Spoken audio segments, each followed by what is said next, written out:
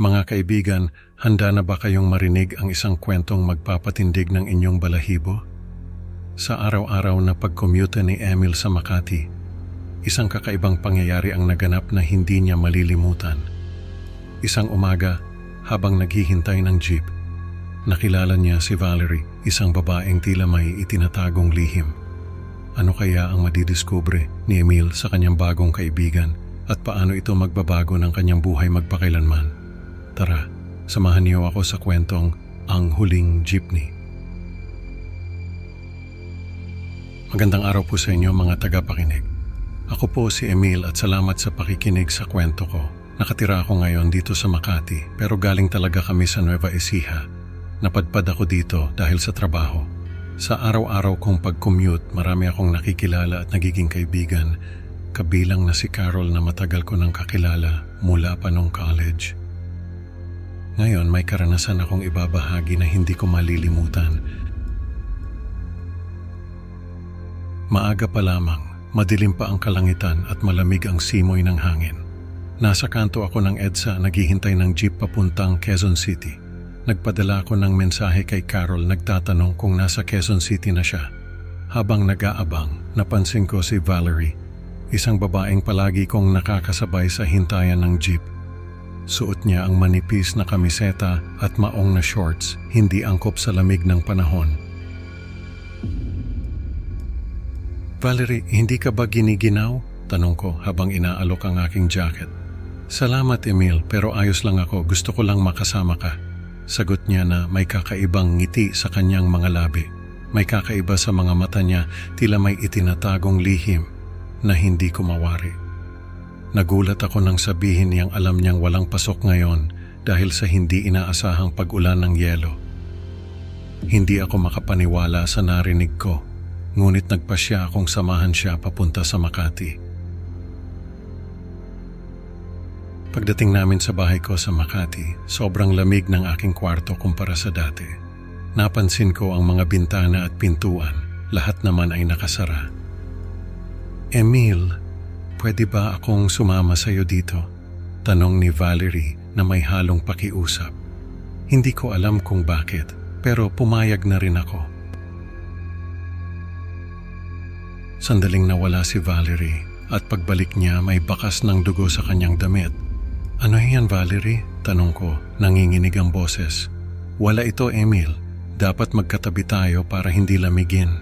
Sagot niya na nagdagdag ng takot sa aking nararamdaman. Naramdaman ko ang malamig na hangin na tila dumadaan sa aking likod. Hindi ko alam kung paano ko haharapin ang sitwasyon. Kailangan kong mag-isip ng paraan upang makalayo sa kanya. Habang nag-iisip ako ng paraan upang makalayo kay Valerie, biglang nag-vibrate ang cellphone ko. May mensahe mula kay Carol. Nasa paaralan ako Emil, nasaan ka? Sabi niya sa text. Nagtaka ako at agad na kinabahan. Taliwas ito sa sinabi ni Valerie na walang pasok dahil sa pag-ulan ng yelo. Nang subukan kong tawagan si Carol, hindi siya sumagot. Nagsimula na akong magpanik. Valerie, kailangan ko lang tawagan si Carol. Baka may kailangan siya, sabi ko, pilit na pinapanatili ang kalma. Pero nagbago ang ekspresyon ni Valerie. Huwag na Emil, ako na lang ang kailangan mo, sagot niya na may bahid ng galit. Nangilabot ako sa tono ng kanyang boses. Binuksan ko ang TV at nanood ng balita. May ulat tungkol sa isang aksidente sa jeep, ngunit hindi ko makuha ang buong detalye. May koneksyon kaya ito sa nangyayari sa amin. Habang pinapakinggan ko ang balita, nagiging static ang tunog tuwing binabanggit ang aksidente. Nakakakilabot. Nagpasya akong alamin ang totoong nangyari. Sa labas natagpuan ko ang wasak na jeep na sinasakyan namin ni Valerie. Nagpapahiwatig ito ng malagim na pangyayari. Parang gumuho ang mundo ko. Pag-uwi ko nakita ko si Valerie sa loob ng bahay ko na hindi ko inimbitahan. Bakit ka nandito Valerie? Tanong ko, nanginginig sa takot.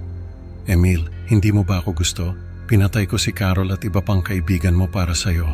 Inamin niya na may halong kasiyahan sa kanyang mukha. Ano? Anong ginawa mo? Sigaw ko, hindi makapaniwala. Itinago ko ang mga bangkay sa malamig na lugar dito sa bahay mo. Matagal na akong nagtatago dito, Emil, sabi niya, na parang wala lang. Naramdaman ko ang malamig na hangin na tila nagmumula sa ilalim ng bahay. Saan niya kaya itinago ang mga bangkay? Valerie, bakit mo ginawa to?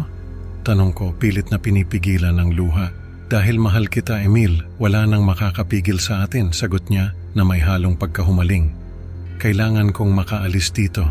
Kailangan kong makahanap ng paraan upang makatakas. Ngunit parang walang tao sa paligid, parang ako na lang ang naiwan. Pagbalik ko sa bahay, hinarap ko si Valerie. Valerie, hindi kita mahal. Kailangan mong itigil ito, sabi ko. Pilit na pinapakalma ang sarili ko kahit na ang puso ko ay parang gusto nang kumawala sa dibdib ko. Emil, hindi. Tayo na lang ang natitira. Dapat magkasama tayo. Sagot niya na may halong pagkabaliw sa mga mata niya. Naramdaman ko ang kilabot na bumabalot sa akin habang tinititigan ko siya. Valerie, hindi ito tama. Kailangan mong itigil ito, sabi ko habang dahan-dahang lumalapit sa kanya. Hindi ko alam kung ano ang gagawin ko, pero alam kong kailangan kong kumalma. Ginawa ko ang lahat ng ito para sa iyo, Emil. Wala nang makakapigil sa atin, sagot niya, na parang wala na sa katinuan. Tila wala na siyang ibang nakikita kundi ako lang. Naiwan akong nasa panganib at hindi makatakas habang tuluyan ng nilamon ng kanyang mga ilusyon si Valerie. Kailangan kong mag-isip ng paraan upang makaligtas. Hindi ko na alam kung saan ako kukuha ng lakas, pero alam kong kailangan kong lumaban. Habang papalapit si Valerie, napansin ko ang isang matalim na bagay malapit sa akin. Kinuha ko ito at hinanda ang sarili. Hindi ko alam kung kaya ko. Pero wala na akong ibang pagpipilian. Valerie, huminto ka na. Hindi kita sasaktan kung titigil ka, sabi ko. Pilit na pinapakalma ang sarili ko kahit na ang mga kamay ko ay nanginginig na. Ngunit hindi siya tumigil. Sa huling sandali, nagawa kong ipagtanggol ang sarili at makatakas mula sa bangungot na dulot ni Valerie. Hindi ko alam kung paano ko nagawa, pero ang mahalaga ay ligtas na ako. Ligtas na ako, ngunit hindi na mabubura sa aking isipan ang mga alaala ng gabing iyon. Ang mga mata ni Valerie, ang kanyang mga salita, ang malamig na hangin sa kwarto ko.